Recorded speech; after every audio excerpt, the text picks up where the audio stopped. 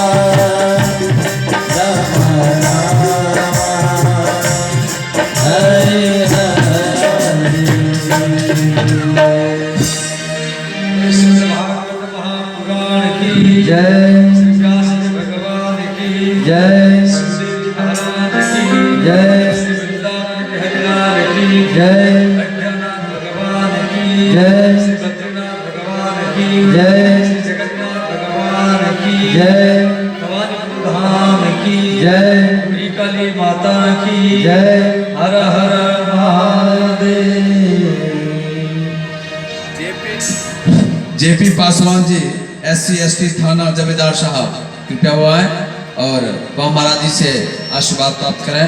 इनके भी नाम से सभी जोरदार तालियों का स्वागत करें। ये वह महाराज जी से आशीर्वाद प्राप्त कर रहे हैं। अपने भावों को भी बहुत कम शब्द में रखेंगे।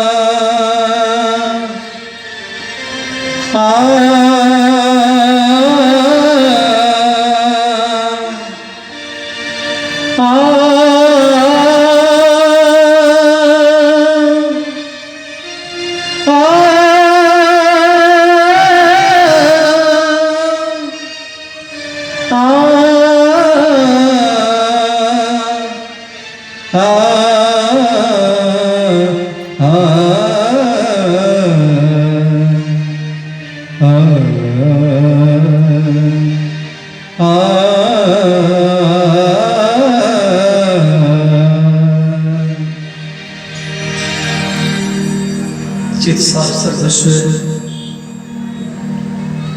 भगवान श्री राधा गोविंद के चरण कमल का ध्यान करते हुए जगदम्बा जगत माता बूढ़ी कली की गोद में इस पवित्र भवानीपुर धाम में गंगा और खुशी के इस बीच स्थान में हम लोग श्रीमद् भागवत कथा श्रवण कर रहे हैं। कथा का जो दूसरा दिन है, श्री सूत जी महाराज नवी साल में 18 से ज्यादा ऋषि मुनियों को कथा सुना रहे हैं।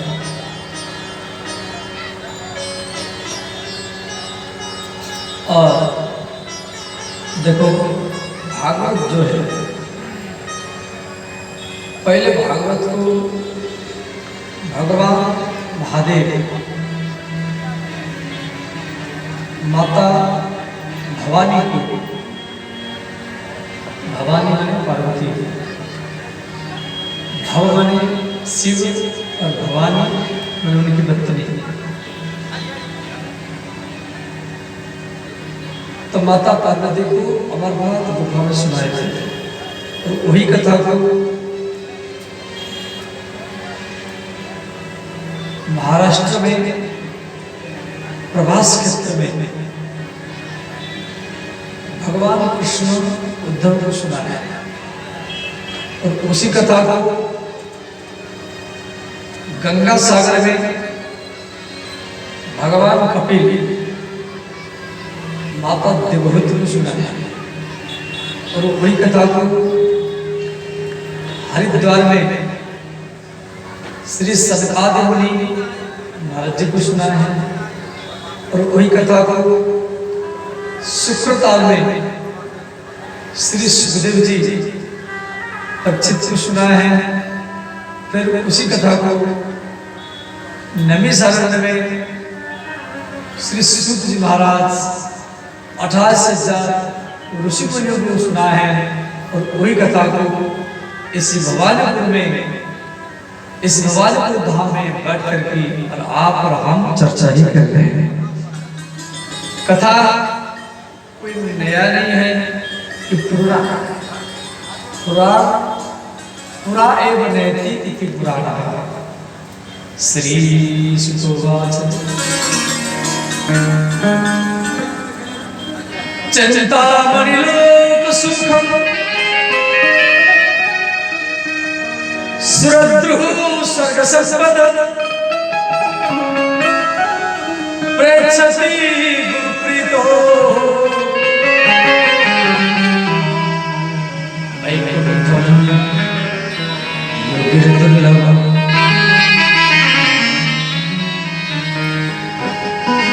श्री सूत जी महाराज के घरे चिंतामणि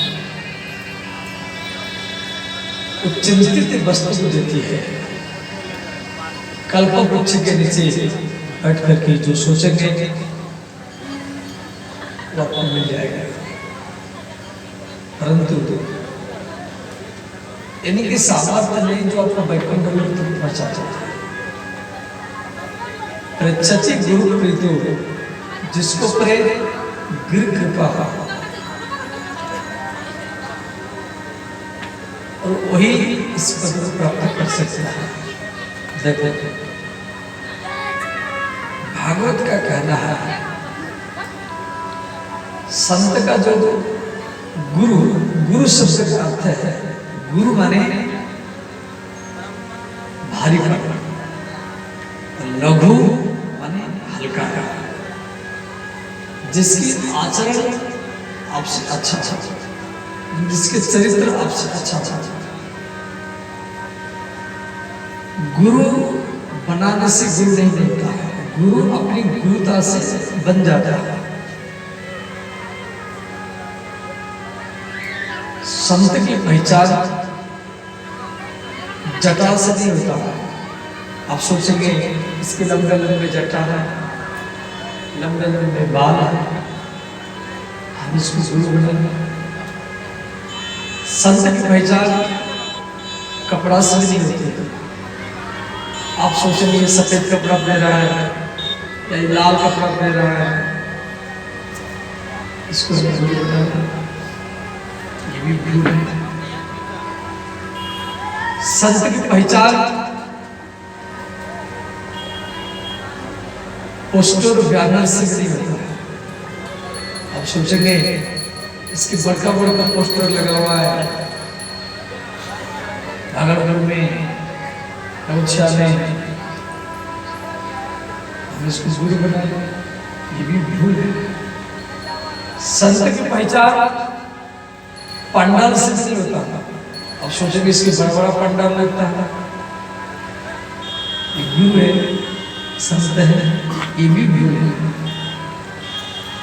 संत की पहचान आस्था, संस्कार, चंद्राल से नहीं। आप सोचेंगे इनके आस्था में, संस्कार में, दिशा में, साधना चंद्राल में, ये यूट्यूब में, मोबाइल में आता है, हम इसको गुरु बना लें, ये भी भूल है। संत की पहचान, गुरु का पहचान उसकी चरित्र से, उसकी स्वभाव से ही होती है। जिसकी चरित्र, जिसकी स्वभाव अनुमान करने से, अनुसंधान करने से भीतर का समस्या दूर हो जाए, वो आपके लिए गुरु है। ओ फुटपाथ में सोने वाला भी हो, कपड़ा बेचने वाला रविदास क्यों न हो, जूता पालिश करने वाला रविदास क्यों न हो, कपड़ा बेचने वाला कबीरदास क्यों न हो। रविदास जी तो जूता पालिश करते थे, फिर भी स्वामी गोरखनाथ जी रविदास जी के शरण में गए।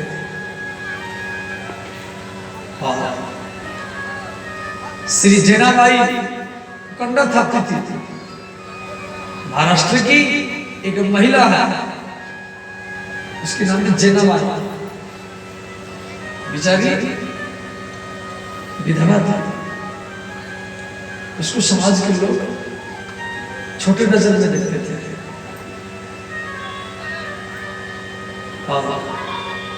वो डेली कंडा थापती थी, कंडा समझ जाते थे, बिहार में गोईठा बोलते हैं, परंतु बिहार में तो लंबा लंबा गोईठा होता है, कंडा गोल गोल होता है, समझ गए। तो एक बार कुछ चोर उसकी कंडा को ले गए, तो जैनाबाई जाकर की मुखिया जी को शिकायत किया, मुखिया जी मैं कंडा बेच करके साधु संतों की सेवा करता हूँ, आज मेरे घर में साधु संत भूखे हैं, क्यों मेरे पास में कोई कंडा नहीं है। कंडा बेच करके उससे जो रुपया मिलता है उससे आटा सब्जी ला करके साधु संत अतिथि अभ्यागत ब्राह्मण का सेवा करते थे। आज मेरा कंडा को ले गया, तो मुखिया जी बैठा गांव गल में सुबह, मुखिया जी भक्त थे। मुखिया जी बोले देखो हमारी गांव की जैनाबाई है, गांव के बाहर में रहती है, गोईठा थाप करके जीविका चलाती है, और उसकी गोइठा को कौन चोरी करके ले गया? तो मुखिया जी बोले, जना भाई तो काम कर लो, जहां जहां बिटोरा है तो अपना कंडा को ढूंढ लो। तो जनाबाई क्या करती थी, एक एक कंडा को लेकर के ऐसे कान में लगाते थे, सब कंडा को लेकर कान में लगाए। तो गांव के लोग तो मन में सोचे कि भाई ये कान में क्यों लगाते थे? मुखिया जी भी पूछे, तो तू कंडाओं को गोइठा में कान में क्यों लगाते हैं? तो जनाबाई ने कहा, देखो मेरे जो गोइठा है, मेरे जो कंडा है, उसे राम राम, राधा राधा, विठल विठल आवाज सुनाई देगा।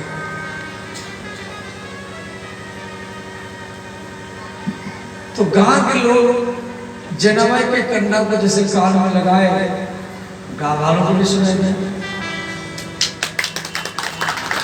तो अब तो सारा गांव के लोग उसको छोटे नजर से देखते थे, कंकड़ पत्थर मारते थे, कोई गाली देता था। जनाबाई जब जाती थी, कोई इसको कुल्ला, कोई धूली फेंक देता था। और आज मुखिया जी और गांव के समाज जनाबाई के चरण में प्रणाम करके बोले, जनाबाई तू इन कंडाओं को लेकर के बाजार में बेचती है, अब हम इन कंडाओं को, गोबर को, इन गोइठा को हम बाजार जाने नहीं देंगे, और हम इन गोइठा को अपने घर घर में रख करके इसका पूजा करेंगे और इसकी आरती करेंगे, इसका भोग ही।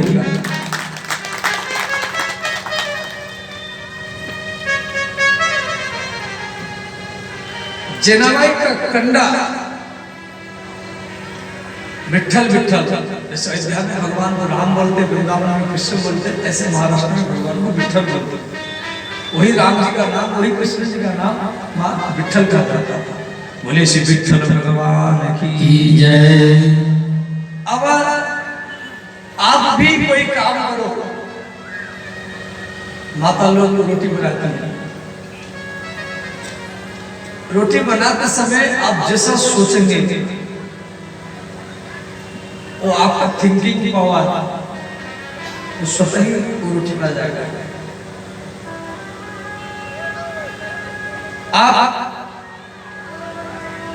लड़ते हुए रोटी बनाएंगे, नाराज होकर के रोटी बनाएंगे, इधर उधर बात का सोच करके रोटी बनाएंगे, तो वो रोटी को खाएगा तो ऐसे ही सोचेगा। और यदि आप राधे राधे बोल करके, राम राम बोल करके रोटी को बनाएंगे, और वो रोटी को जो खाएगा वो भी राधा रानी का भक्त ही। यदि जनाबाई का कंडा राम राम बोल सकता है तो आपका रोटी क्यों नहीं मिलेगा?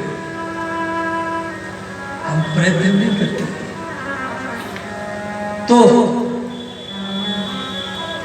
चिंतामणि लोक सुखम सुरद्रुः स्वर्ग संपदम् प्रेक्षति गुरुप्रीतो वैकुंठम योगिर्दुर्लभम्।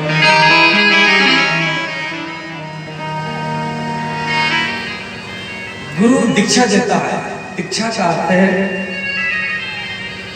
दिव्य ज्ञानेन पापानि दुखानि क्षयति इति सा दीक्षा। दी माने दिव्य ज्ञान, क्षय माने क्षय। और मंत्र शब्द का अर्थ है मननात् त्रायते इति सा मंत्र। दीक्षा तीन प्रकार के होते हैं, स्पर्श दीक्षा, दृष्टि दीक्षा और ध्यान दीक्षा। स्पर्श दीक्षा क्या है? जैसे मुर्गी है, मुर्गी अंडा को पेट के नीचे रखती है, कुछ दिन के बाद में अंडे से बच्चे हो जाते हैं। आप आइसक्रीम के टुकड़ा को हाथ में रखो तो आपका हाथ भी ठंडा हो जाएगा। आप गर्म लोहा को हाथ में रखो, हाथ भी गर्म हो जाएगा। क्यों? वो आइसक्रीम के अणु आपके हाथ में आ जाते हैं। ऐसे कोई सद्गुरु है, कोई परम गुरु है, या बूढ़ी काली माता हो या शिवलिंग हो, हम उनको छूते हैं, संत के चरणों को छूते हैं, उनके हाथ को सिर पर रखते हैं। रखने से क्या होता है ना, उसके भीतर में जो पॉजिटिव थिंकिंग है, सकारात्मक की सोच है, अणु है, वो आपके शरीर में आता है। उसको बोलते हैं स्पर्श दीक्षा। दूसरा है दृष्टि दीक्षा। दृष्टि दीक्षा क्या है? नजर से दीक्षा देते हैं। जैसे मछली अंडा को जल के भीतर में रखती है और ऐसे नजर से दिखेगी और अंडे से बच्चे हो जाएंगे। ऐसे कभी आप कुंभ मेला में गए, कभी देवघर में गए, कभी वृंदावन गए, अयोध्या गए, मतलब आप संतों को नहीं देखा, परंतु संत आपको देख लिया और उसके नजर पड़ने से आपका बिगड़ता हुआ काम स्वतः ही बन जाता है। इसको बोलते हैं दृष्टि दीक्षा। तीसरा है ध्यान दीक्षा। और ध्यान दीक्षा क्या है? जैसे कछुआ की पत्नी कछुई जब अंडा देने के समय होता है तो कछुई जल के भीतर से बाहर आ जाती है और गड्ढा बनाती हैं और गड्ढे में अंडा को दे करके वो मिट्टी से दबा देती हैं, फिर जल के भीतर चले जाते हैं और बहुत दूर तक चले जाते हैं और दूर से वो अंडा का ध्यान करते हैं। जब मेरी अंडा वहां पर दबा हुआ है, वो अंडा के पास नहीं आती है, परंतु अंडा का हरदम ध्यान करती है। 24 घंटा आने से वो चिंतन करती है, ध्यान करती है और उसके ध्यान में इतना ताकत है, कुछ दिन के बाद में वो अंडे से बच्चे हो जाते हैं। ऐसे जो परम गुरु होते हैं जिनको आप नहीं देखा और वो वृंदावन से, चित्रकूट से, पंचवटी से, हरिद्वार से, और वहां से आपका याद करते हैं। जैसे भक्तमाला में बहुत कथा था, तो इसको बोलते ध्यान दीक्षा। तो श्री सुध जी महाराज कह रहे तो गुरु दीक्षा 3 प्रकार के हैं और मंत्र कई प्रकार के। छोटा बच्चा तो उसके लिए गणेश का मंत्र ओम गुम गणेशाय नमः। विद्या के लिए एन सरस्वती नमः। कोई हनुमान का मंत्र हम हनुमत नमः। कोई शिव जी का मंत्र ओम नमः शिवाय। कोई विष्णु का मंत्र ओम विष्णु नमः। कोई राम का मंत्र राम रामायण नमः। जो कृष्ण का भक्त है कहीं कृष्ण नमः। जो काली का भक्त है चामुंडा बिच्छे। कोई वर्णों का मंत्र बम वरुणाय नमः। कोई गुरु का मंत्र गुम गुरुवे नमः। हे गुरु ओम ओम शांति। हमारा हिंदू धर्म बहुत दिन बाद है। भागवत का कहना है आप किसी का भी पूजा करो, आप शिव जी का पूजा करो, काली का पूजा करो, हनुमान का पूजा करो, किसी का भी पूजा करो आपकी इच्छा से, जो पसंद है उसका पूजा करो। मन में कभी ऐसा नहीं सोचना है हम शिव जी का पूजा कर रहे हैं तो भगवान कृष्ण नाराज हो जाएंगे, या काली का पूजा कर रहे हैं तो राम जी नाराज हो जाएंगे। नहीं, भागवत धर्म कहते हैं आप किसी का भी पूजा करो वो भगवान कृष्ण का ही पूजा माना जाएगा। एततां सकलापंच कृष्णस्तु भगवान स्वयं इंद्रारि लोके प्रमरन्ति। ये किसी का भी पूजा करो तो भगवान का ही पूजा माना जाता है। ये केवल हिंदू धर्म में रहता है और धर्म में इतना देवता नहीं है। अब मुस्लिम धर्म में देखो, ईसाई धर्म में देखो, जैन धर्म में देखो, इतना देवता नहीं है जितना देवता हमारा हिंदू धर्म है। और तो श्री वृंदावन यमुना नदी के किनारे में